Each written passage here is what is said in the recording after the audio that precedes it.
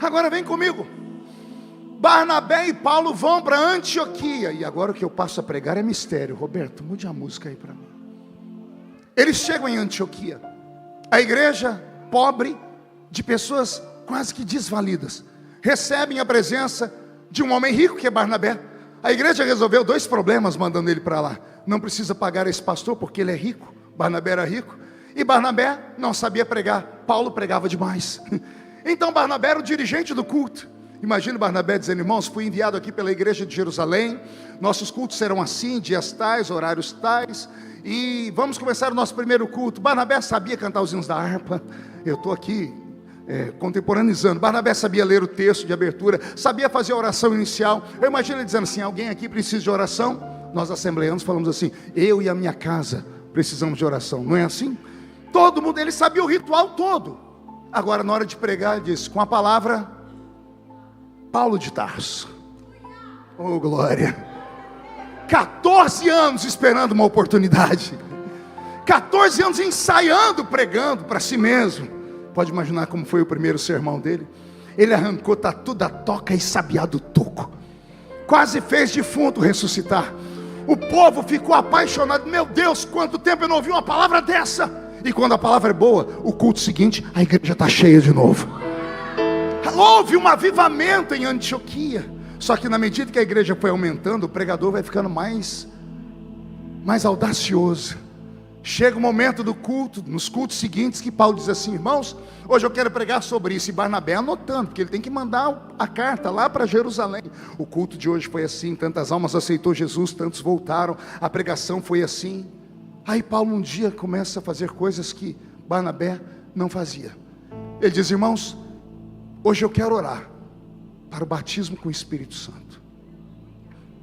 E como foi o batismo com o Espírito Santo? E ele conta na história: estavam todos reunidos no mesmo lugar, quando de repente veio do céu um som, como de um vento forte e impetuoso, e encheu a casa onde estavam assentados. Foram vistos por eles línguas repartidas como que de fogo, as quais pousaram sobre cada um deles, e todos foram cheios do Espírito Santo, começaram a falar em outras línguas. E Antioquia recebe uma visitação, e o Espírito Santo vem, e os crentes falam em línguas.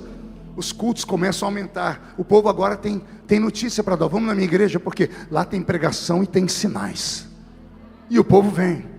Um belo dia Paulo está pregando e Barnabé anotando: agora tem batismo com o Espírito Santo, mas em Jerusalém também tem, então está tudo bem. Aí Paulo começa a orar e diz assim: irmãos, um minutinho, o irmão ali atrás, você que estava falando em línguas, você sabe o que falou? Não, não sei. Aí Paulo diz assim: eu sei. Barnabé aqui atrás dizendo assim: como assim, Paulo? Eu sei porque o Senhor me revelou que uns têm dom de línguas e outros têm dom de interpretar essas línguas. Aí Barnabé deve ter dito: mas em Jerusalém não tem. Aí Barnabé diz: lá não tem, mas em Antioquia, Barnabé, ou Saulo diz, em Antioquia agora tem, porque o céu está olhando sobre nós e estamos em avivamento. A notícia esparrama. Lá tem gente que fala numa língua sem estudar e já tem gente que interpreta. Quanto mais sinais, mais gente na igreja. Aí Paulo fica todo... Barnabé já está com medo de dar a palavra para ele. O que ele vai fazer hoje? Não, irmão Barnabé, fique em paz. O senhor dirigiu o culto, a pregação é comigo. Paulo vai pregando, diz assim: irmãos, eu estou sentindo aqui de orar pelos doentes. Cadê os doentes? E os doentes vêm à frente. E Paulo começa a orar e impondo as mãos. Ele vai impondo as mãos, Jesus começa a curar. Aí Barnabé anota: aqui também tem cura por imposição de mãos. Jerusalém tinha, porque Jesus disse: porão a mão sobre os enfermos e os curarão. Culto da frente. Os doentes de toda a região vêm. E não dá para um homem sozinho orar. Paulo chama os obreiros para orar. Os obreiros têm medo. Aí Paulo faz uma loucura. Pergunte o quê? Ele pega um lenço. Eu não sei se ele usou o suor dele. Eu não sei se ele soprou no lenço. Ele pegou o lenço, chamou um diácono: vem cá, meu obreiro, rápido, aqui embaixo, rápido, rápido. Eu não estou dando conta sozinho. Você não precisa orar não, você só pega esse lenço e vai pondo em cima dos doentes, por favor. Começa aqui pela frente. Paulo está orando aqui e ele vai pondo, e os doentes começam a ser curados, começam a receber cura. Tá bom, muito obrigado, é mais ou menos assim. Imagine isso acontecendo. Barnabé está aqui atrás tremendo. Pergunte por quê. Ô Paulo, em Jerusalém não tem esse negócio de pano, não. Isso aí é uma heresia. Paulo dizendo, não é. Por que não é? Porque eu recebi do Senhor. O quê? O que eu estou ensinando agora. Que não existe dom de curar enfermos. Existem dons de curar os enfermos. Na galeria dos dons espirituais, a palavra da cura está no plural. Ou seja, não se cura doentes apenas colocando a mão. Se cura doentes levando um copo de água para ele. Se cura doentes orando por uma peça de roupa. O senhor acredita nisso, pastor? É bíblico. Se a capa babilônica de Acã trouxe maldição para Israel, se o lenço de Paulo levou cura, por que nós que tememos a Deus não podemos acreditar nisso também? Por que ter uma fé engessada? Por que ter uma fé limitada? Não tenha a sua fé limitada. Nós impedimos Deus de operar às vezes, quando Deus quer fazer coisas extraordinárias. A igreja de Antioquia toma um vulto, um crescimento jamais visto na história. Depois que as pessoas começam a ser curadas por pano e por imposição de mãos, começam a sair de casa os doentes que tinham medo de andar pelas ruas, que eram chamados de amaldiçoados, que eram pessoas que nasciam com anomalia física. Você sabe disso, né? O judeu olhava para a doença e achava que era pecado escondido, achava que era maldição, porque o Velho Testamento diz que Deus visitava o pecado dos pais nos filhos, até a 3ª e 4ª geração. Então eles achavam que algumas doenças eram tão descabidas que os pais tinham vergonha de expor os seus filhos por causa de pecado. Essas pessoas tiveram coragem de sair das suas casas, porque alguém disse, naquela igreja está tendo cura. E começou a vir para a igreja pessoas sem braço, pessoas sem perna, pessoas sem olhos, não eram cegos, eram pessoas que nasceram sem os olhos, anomalias físicas, e Paulo não corria deles. Aí Paulo ia lá e colocava a mão no local da enfermidade, e todo mundo em choque, porque ele orava, e os membros que não existiam, cresciam instantaneamente.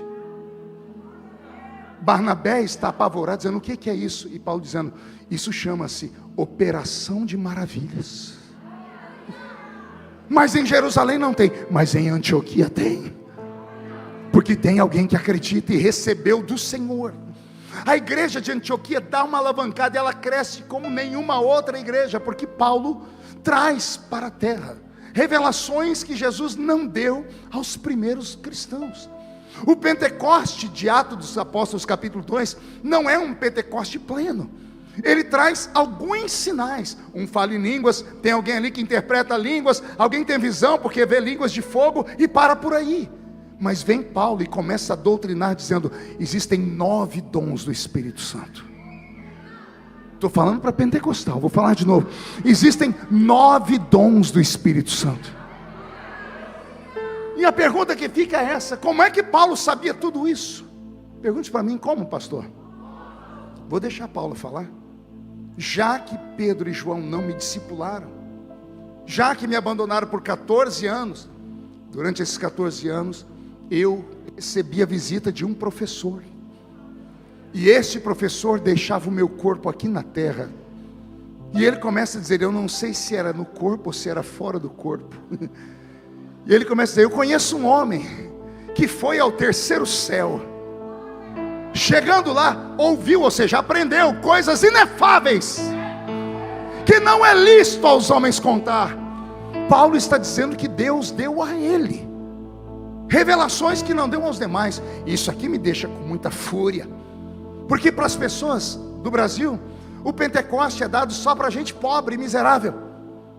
No Brasil hoje que funciona são as igrejas, as mega igrejas, com as pessoas que têm aquela adoração chamada worship. Já ouviram falar de worship? Eu até gosto, é bonito, mas é uma adoração meio em câmera lenta, né? Uma adoração em slow motion, as pessoas começam a adorar parece o Neo do Matrix, né? Do filme lá do Matrix, né? As pessoas, é uma adoração doce. As pessoas não querem sair com a maquiagem borrada do culto. As pessoas não querem sentir essa presença que faz alguém pular porque o salto Lis 15 ou o seu sapato Labotan, é assim que fala, Labotan, né? Que é que tem a sola vermelha, né? É caro demais, se pular vai quebrar. As pessoas estão tão ligadas a essa terra que oprimiram o Espírito do Senhor e transformaram a adoração numa adoração decadente. A adoração verdadeira nasce em Atos dos Apóstolos capítulo 2, com barulho. Mas quando Jesus quer dar a adoração plena, Ele vai dar para um erudito. Não foi Pedro, nem João que recebeu a revelação dos 9 dons. Foi o apóstolo Paulo. Foi um poliglota. Foi um homem de dupla cidadania. Foi um homem de anel de formatura no dedo. Foi um doutor da lei. Foi um advogado. E aí vem a pergunta: se Deus deu a plenitude do Pentecoste para um advogado, para um homem de cabeça pensante, e não deu para os analfabetos, é uma mensagem. É o Senhor dizendo: eu não dou o meu poder para o cérebro, eu dou o meu poder para o coração. Eu dou meu poder para aquele que crê. Eu dou meu poder para aquele que busca. Eu dou meu poder para aquele que acredita. Aquele que pede, recebe. Aquele que bate, a porta abre. Aquele que procura, acha. E a pergunta que vem agora é a mais difícil de ser respondida: por que nos últimos dias não há mais sinais? Por que tão poucas pessoas têm revelação? Não diz que extinguiu, mas estamos à beira de uma extinção. Conta-se nos dedos as pessoas que têm graça para pregar, ao ponto das pessoas virem de longe para ouvir alguém pregar. Conta-se nos dedos as pessoas que têm o dom da revelação. Conta-se nos dedos hoje o batismo com o Espírito Santo, a interpretação das línguas. Por que ninguém recebe mais? Porque ninguém busca mais. E por que ninguém busca mais? Porque a minha geração, a geração dos cabelos brancos, está indo embora. Estamos esquecendo de dizer para essas pessoas que o que sustenta esta igreja aqui não é modernidade, embora a modernidade ajude. Que o que faz essa igreja ser grande não é a mídia, embora seja a melhor mídia de Portugal para mim. O que faz essa igreja ser diferente é a essência, que quando você atravessa aquela porta, você sente aqui. Você vê, eu estou pregando aqui, eu vi aqui umas 4 pessoas nos cantos fazerem assim, conversar com a pessoa. Nossa, me arrepia tudo. Eu li, fiz leitura labial, ele está falando, vai me arrepiando. O que é esse arrepio? É a presença dele. A pergunta que fica é: por que alguns se arrepiam e outros não param de abrir a boca de sono? Por que uns não param de olhar para o relógio e dizer, não vai acabar isso aqui, e outros estão dizendo assim, fala Deus? É porque cada um tem uma prioridade. Aquele que quer, vai receber. Aquele que pede, vai receber. Aquele que busca, vai receber. Aquele que não busca, não receberá. Estamos transformando os nossos cultos em reuniões estranhas. Talvez seja por isso que a maioria dos novos convertidos hoje, que se congregam em outras igrejas, eles vêm para o culto, se assustam com os nossos gritos. Eles vêm com caneta e papel na mão, e isso não é errado, pode anotar. Mas enquanto você está só anotando, você está perdendo a essência do que está acontecendo. O nosso culto pentecostal é um culto de experiências. Vou falar de novo. O culto pentecostal não é um culto apenas de coisas mortas, é um culto de experiências. Mas a experiência só acontece quando alguém quer, quando alguém busca essa experiência. Eu me lembro quando eu recebi o batismo com o Espírito Santo, os meus professores de batismo com o Espírito Santo me ensinaram a fórmula, e era tão simples. Eu falei, como é que eu falo em línguas? Alguém disse, fala glória. E eu falei, glória, e agora? Continua. Glória, glória, e agora? Mais glória, glória, glória, glória. Quanto? Vai falando glória até aquele que recebe a glória resolver mandar glória sobre a sua vida. Não havia fórmulas, não havia campanhas, 7 dias para isso, 200 dias para aquilo, não. Era ele na reunião. Era nós na reunião dizendo, ele está aqui. Ele está aqui. Alguém está sentindo ele aí? É sério, ele está aí? Se ele está aí, por que você está me olhando com esse olho seco, parecendo olho de sapo que morreu no dia de enchente? Achou que eu não ia falar? Se ele está aí, por que você está me olhando o culto inteiro com uma cara feia, parecendo que foi batizado num pote de vinagre? Se você sente a presença dele, por que você não abriu a boca ainda nem para respirar? Por que está com essa boca travada, essa boca de aço, essa língua de ferro, esse queixo de concreto? Se ele está aqui, adore ao nome dele, busque, faça o céu despencar sobre nós.